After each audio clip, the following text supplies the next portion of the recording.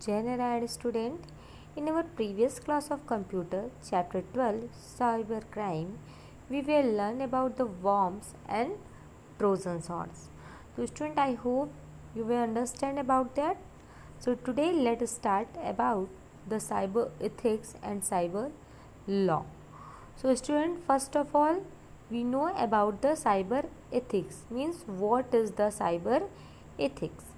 Cyber ethics refers to a set of moral rules or a code of behavior that is to be followed being online. Cyber ethics वो होता है, यानी cyber ethics ऐसा rule regulation है कि जब भी हम इंटरनेट यूज़ करें उसको हम फॉलो करें. मतलब suppose we will take the example related to the real life. Real life में क्या होता है, हमारे घर के कुछ रूल्स एंड रेगुलेशंस होते हैं.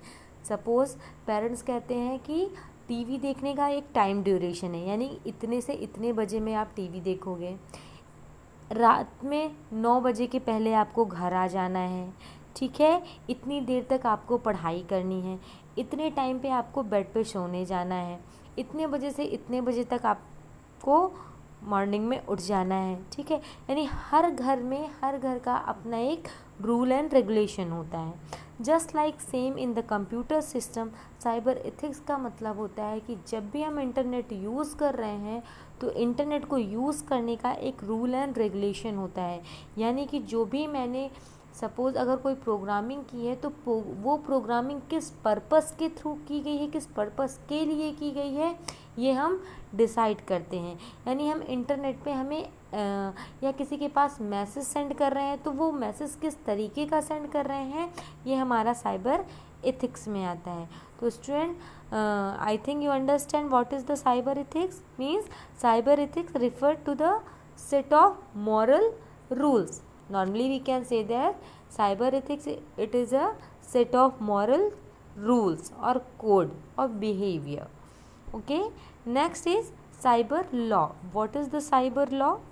Cyber law is the law which prevent or reduces large scale from cyber criminal activities and by misuse of the computer. Cyber law student, अब साइबर लॉ क्या है, हर चीज़ के लिए एक रूल्स या लॉज बने होते हैं.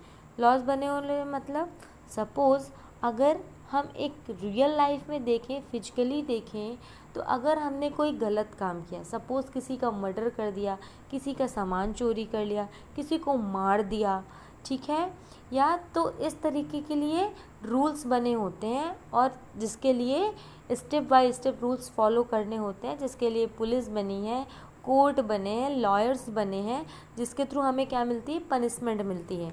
ठीक है, रियल लाइफ में अगर हम कोई मिस्टेक करते हैं, गलती करते हैं, तो उसके लिए हमको पनिशमेंट मिलती है. जस्ट लाइक सेम हमारे इंटरनेट में भी साइबर लॉज बने हुए हैं, जिसके थ्रू अगर हम इंटरनेट पे कोई भी गलत काम करते हैं, इलीगल वर्क करते हैं, तो उसके लिए भी हमें पनिशमेंट मिलती है. So student, here give the difference between the cyber ethics and cyber law. It is guideline on the computer user. Cyber ethics is a guideline on the computer user. Guidelines means कि हमारे घर में हमें guideline कौन करता है, parents. Just like same in the computer system, cyber ethics is the guideline of the users. Next, it is universal, can be applied anywhere all over the world. It is a universal, means we can also apply the cyber ethics all over the world. अगर हम world में कहीं भी message भेज रहे हैं, कुछ भी कर रहे हैं, कोई भी इंटरनेट यूज़ कर रहे हैं, तो we have to follow rules and regulation. Next, it is immoral if cyber ethics are not followed. ये क्या होगा, इमोरल होगा. इमोरल मतलब ये हमारे लिए, इमोरल का मतलब है कि यूज़फुल नहीं है, यानी कि गलत इंप्रेशन पड़ेगा अगर हम साइबर लॉ, साइबर एथिक्स को यूज़ नहीं करेंगे, फॉलो नहीं करेंगे. Now next is cyber law. It is a rules और law to control a computer user. यानी साइबर लॉ वो लॉ है जो यूजर्स को कंट्रोल करने के लिए बनाया गया है. कंट्रोल का मतलब है कि users not use the users not misuse the internet, users जो है इंटरनेट का मिसयूज़ ना करें, like hacking and all any other thing. मैंने बताया था बुलिंग, हैकिंग और जो भी मतलब मिसयूज़ है इंटरनेट के उसको ना करें। इसके लिए साइबर लॉ बनाया गया है। It dependent on country and state where the crime being committed. Okay, it is crime if the cyber law is not followed. ये क्या है, हमारे कंट्री में, हमारे स्टेट में अगर हम कहीं भी किसी हैकिंग कर रहे हैं या कुछ कर रहे हैं तो ये क्या होगा, साइबर लॉ के अगेंस्ट होगा। It is crime if cyber law not follow. अगर हम साइबर लॉ नहीं फॉलो करेंगे तो ये क्या है, इट इज़ अ क्राइम, ये क्राइम है। That's why we have to follow the cyber ethics and cyber law. Now next is cyber safety. तो स्टूडेंट मुझे लगता है आप लोग समझ गए होंगे कि cyber ethics and cyber law क्या है। Next cyber safety. अब साइबर एथिक्स और साइबर लॉ तो मैंने फॉलो कर लिया, बट अब ये भी जानते हैं कि what is the cyber safety. So student C, cyber safety also referred to as the information technology safety on the internet. Safety focuses on protecting computer network programs and data from unintended or unauthorized access, changes or destruction. Its main objective is to combat cybercrime, especially the crimes associated with hacking, identity theft, protection of information, etc.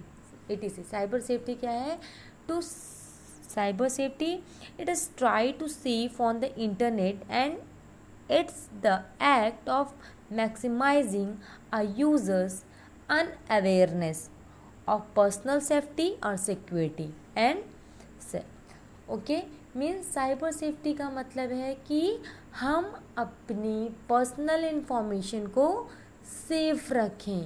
Personal information का मतलब यानी जब भी हम internet use करते हैं तो हमारे पर्सनल अकाउंट्स जो हैं, हमारी पर्सनल चीज़ें जो हैं, उनको कोई थेफ्ट ना कर ले, उसको कोई हैक ना कर ले। That's why we should save our internet ID, password, email ID, all things in the computer system.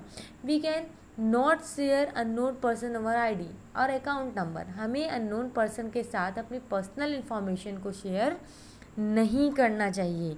Okay, so student let us see importance of the cyber safety. What is the importance of the cyber safety? Cyber safety is the fundamental practice required for everyone who keep and access private information through the computer on the internet. Government, military, private organization, financial institution and other business collect, process and store the great deal of confidential information on the computer and transmit using the computer.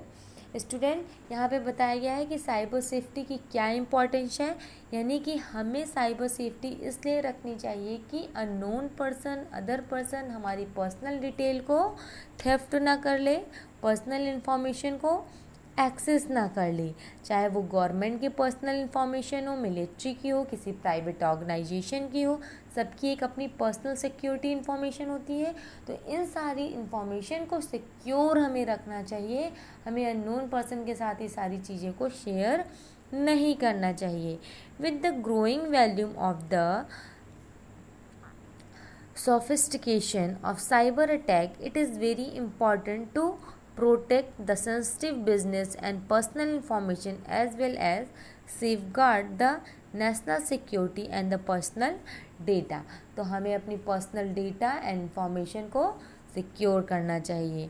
The general security objective comprise the following: availability, identity, which may include authorities and not reputation and confidently, यानी इन सारी चीज़ों को follow करते हुए हमें अपनी personal information को secure रखना चाहिए। तो